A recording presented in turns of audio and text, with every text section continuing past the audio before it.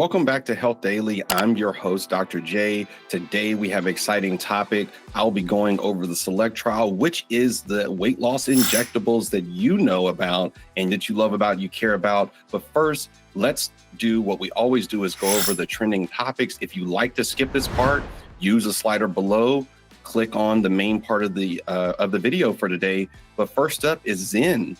So what is Zen? Let's go to this first NBC article that talks about Zen. So the FDA has officially authorized Zen nicotine pouches for sale after conducting a scientific review of their safety. The agency found that Zen possessed a lower risk of cancer and serious health conditions compared to cigarettes and other smokeless tobacco products. They also noted that Zen may help cigarette smokers quit, but they emphasized that there was no safe tobacco product and that youth should not use the tobacco products. The agency will continue to monitor Zen use among the minors. And next up is flu symptoms. Flu symptoms are still on the rise. As you know, if you've been following along with us for the last week, we've been talking about the increasing numbers in flu symptoms, and we'll continue to watch this. Next on the list is CDC. The CDC is in the news. As you can see, the second link here is from the Washington Post. So the Washington Post reported this, and I'll drop the link below. The CDC has issued an advisory urging hospitals to test patients for avian influenza within 24 hours of admission. This comes as concerns rise about the widening outbreak of H5N1 avian influenza, which has caused severe infections in people and animals in the United States and in Canada. And so we'll continue to watch this story. As I said before, we'll continue to see if this is something that we should be more concerned about. But at this point, we're still watching. Gen X is the last on the list. Gen X, and take a look at this last link, and I'll drop this below, but we won't spend a lot of time. All you Gen Xers out that are listening to me, thank you for joining to the community. Gen Xers expect to keep working longer than they had planned. Not surprising. If you're in Gen X, tell me what you think, comment below. But on to the main part of what we plan to talk about today. We plan to talk about semaglutide, or the weight loss injectables. You may know them as a Wegovy, Ozempic, Zepbound, but specifically we'll talk about Wegovy and the SELECT trial today. We will use this to talk about SELECT trial from the New England Journal of Medicine. Let's scroll down. They have a nice little summary here that I'll pull up and I'll share, and I'll drop the link below so you can actually take a look at this. But first, let's talk about what the SELECT trial is. A new analysis from Novo Nordisk SELECT trials found that treatment with semaglutide 2.4 milligrams, Wegovy, significantly reduced hospital admissions for all causes and not just cardiac. So there's different formulations. This specifically looked at the 2.4 milligram formulation of Wegovy. So this is for people that were overweight or obese and had established cardiovascular disease. So let's look at this study here, and we'll scroll down to this section. But first, I want to switch over to this about 30 seconds of listening to Dr. Donna Ryan of Pentington Biomedical Research talk about the SELECT trial. So let's see what she says here.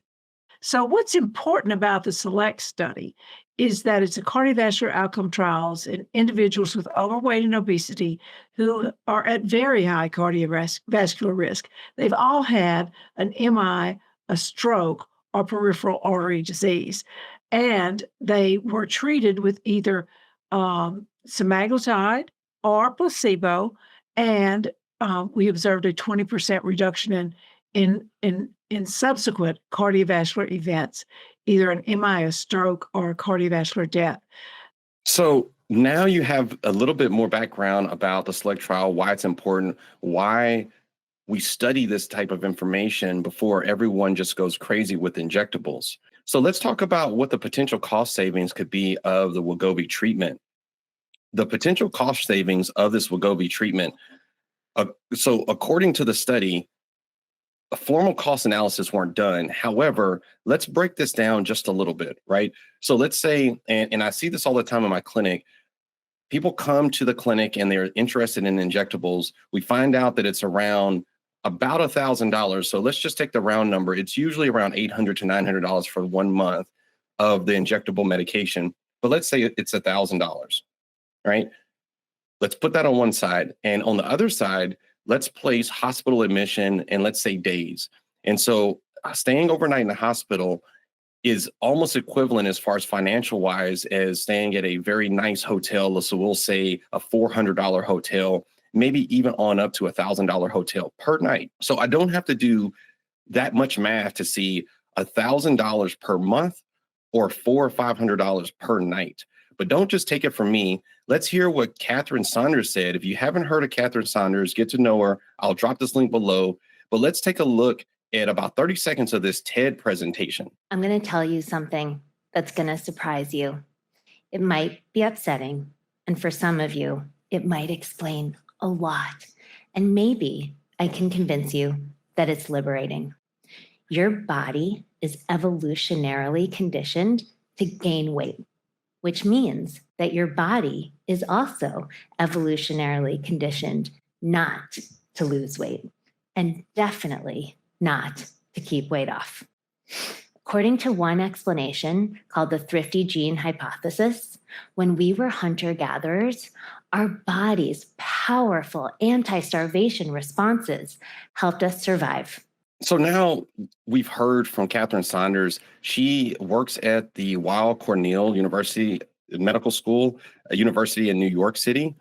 And she has talked in length about weight loss. So go ahead and take a look at that video. I'll drop the link below. It's a very interesting video, and I think you'll learn a lot from this video. But let's go back to the design and the clinical trial, and let's talk a little bit more about how semaglutide reduce hospital admissions overall. So we talked about all-cause reduction by 11%, but let's break it down into subcategories. Cardiac disorders, reduction by 17%. Infections, reduction by 15%. Surgical or medical procedures, reduction by 19%. Respiratory, reduction by 35%. And so this is a very powerful study, although there could be some biases. So what are some of the potential biases from a study like this? So one could be a physician bias, right? Concerns about the patient's ability to take care of themselves and may influence hospitalization decisions. Also, study obviously was done by the makers of the medication, Novo Nordisk. You know, they manufacture semaglutide, which could induce some bias. However, still a study. The study's duration and design may not fully account for other factors that can influence hospital rates, right? So the fact that the duration of stay was not different between semaglutide and the placebo groups suggests that the severity of the illness may not be a major contributor to the observed differences in hospitalization rates. And so we'll continue to watch. I'm sure there's more trials and sub-studies coming out about semaglutide. There are the pills that are coming pretty soon, but we'll continue to watch and watch this story develop and trend. Thank you for joining me today. I hope you learn more about semaglutide and the injectables and what this study means for you, especially if you're interested in starting this medication. Make sure you like, subscribe, comment below, share this video with somebody who can use it and maybe even taking injectables right now. But thank you for joining me. I'm Dr. J. This is Health Daily. As always, I'll see you tomorrow.